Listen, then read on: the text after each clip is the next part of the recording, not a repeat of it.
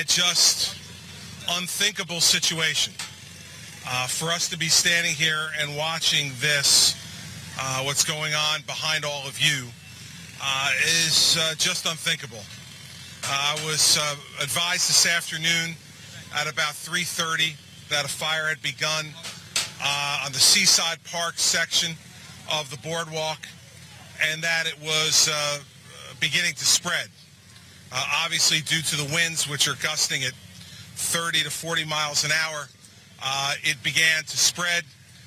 At that point, I was with Commissioner Constable, among others. He immediately contacted the State Fire Marshal, Bill Kramer, and we began to work with the locals here to deploy resources.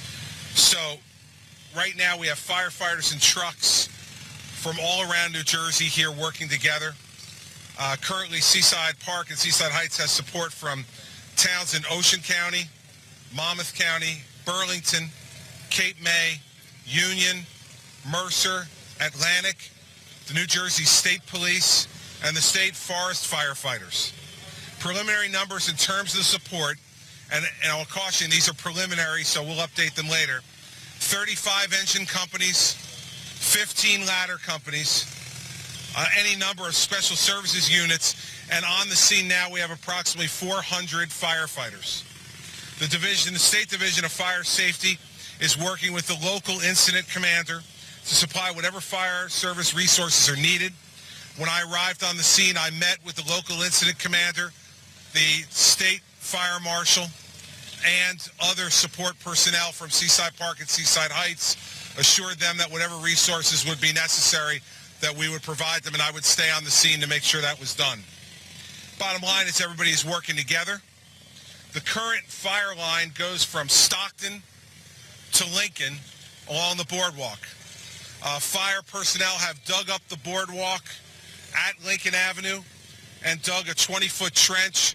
That's where firefighters are making their stand right now to stop the spread any further north on the boardwalk.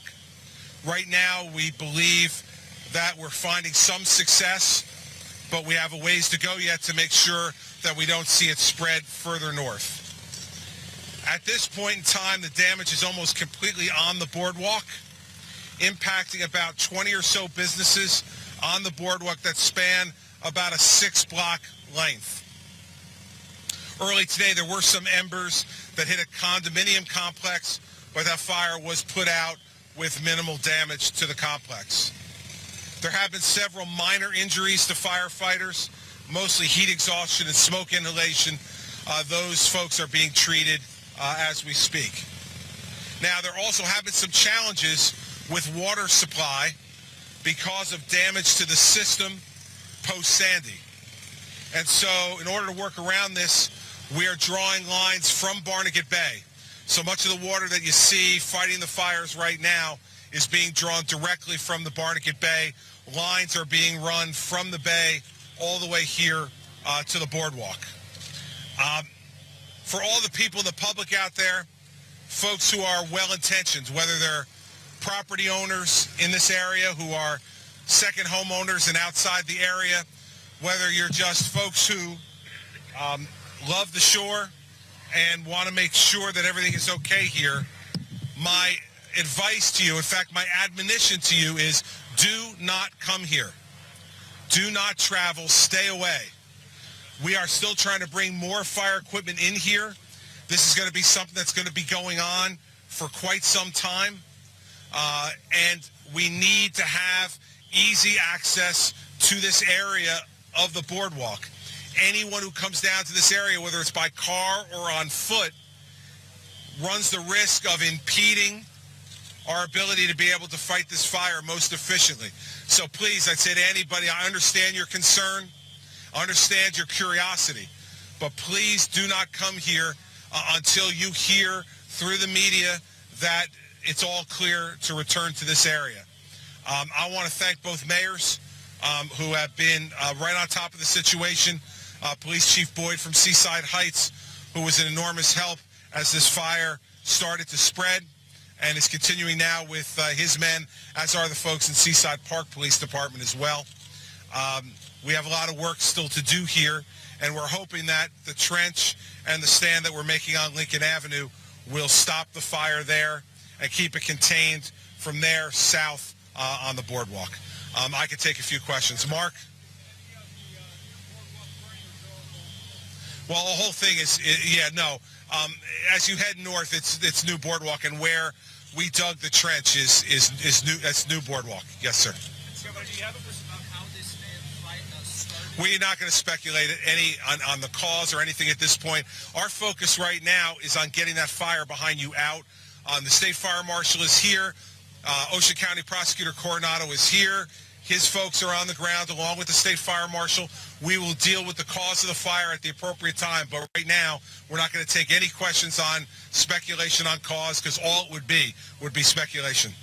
Governor, you've been talking to business owners and homeowners over the last months. How discouraging is it to see this? Listen, I said when I got my first full briefing before I left Trenton to come here, I said to my staff, I feel like I want to throw up. And that's me. After all the effort and time and resources that we've put in to help the folks in Seaside Park and Seaside Heights rebuild, to see this going on, as I said at the top, it's just unthinkable. So I know how I'm feeling. I can only imagine how the residents and business owners in this area are feeling.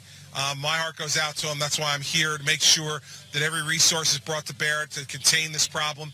And listen, this is us, so we'll, as soon as this is over, we'll pick ourselves up, we'll dust ourselves off, and we'll get back to work. Governor, would you say that this fire is under control, and do you have a percentage of how much of it is contained? No, we're not yet to the point where we can say that. We're hopeful that the line we've drawn at Lincoln Avenue will be where the fire stops and it doesn't spread any further north. Remember, too, that probably in 30 to 40 minutes, we're going to have a major front moving through here with significant rain and a shift of winds. Both of those things should help us as well. But I can't say at this point that we're contained, no. Yes, sir.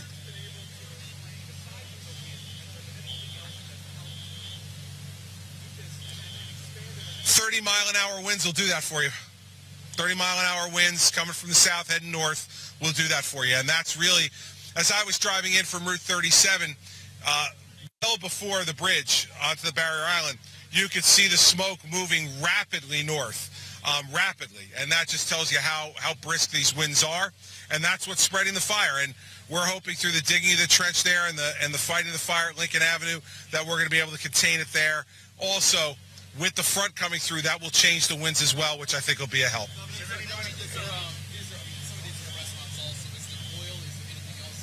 Well, listen, there's the things in... the boardwalk's made of wood, so, wood burns. But, listen, these restaurants have in them what they have in them.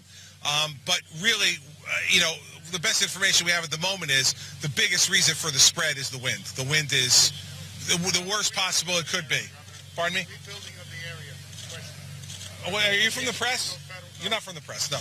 I understand that. I'm Marianne? No, I've been on the ground. Marion, listen, what I saw, first of all, were dozens and dozens of firefighters working like crazy to exhaustion to try to contain this fire. And what you see is what you see right behind us right now. I mean, fire, buildings completely in flame. Right. Now, the further north you get, I was on the boardwalk further north past Lincoln Avenue, and what I had on the boardwalk was no fire, lots of billowing smoke coming from the south to the north, but no fire having spread north of Lincoln Avenue. And I was on the boardwalk and was able to see that for myself. So we're going to continue to try to make sure that we hold that line at Lincoln Avenue so that it stops there. But leave no doubt, the destruction south of Lincoln Avenue is complete. It's complete.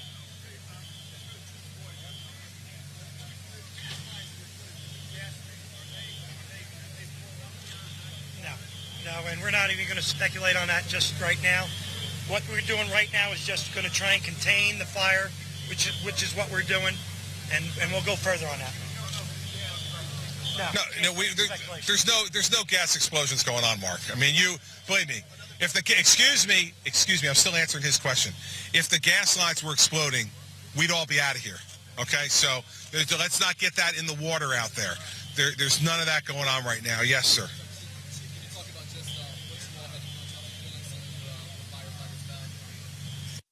Well, like the. Can you go to the mic, Chief? The mic, please. Oh, hold on.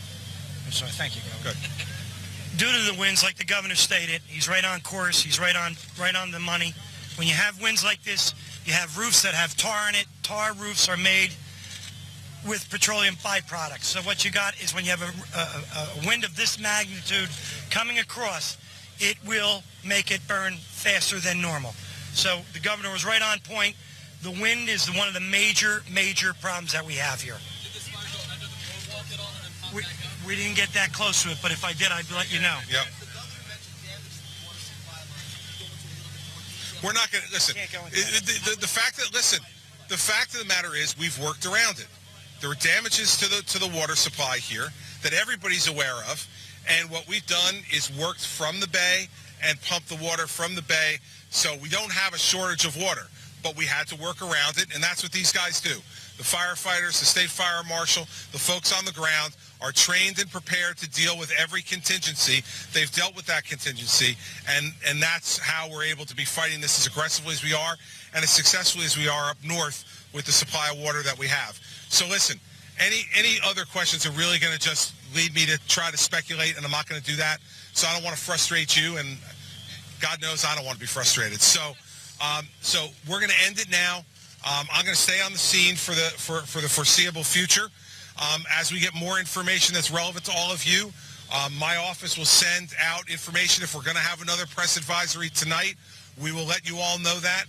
But for now, you've gotten all the information that we have. And so I'm going to get back to letting everybody here, including myself, do our jobs. Appreciate you being out here. We'll keep you informed.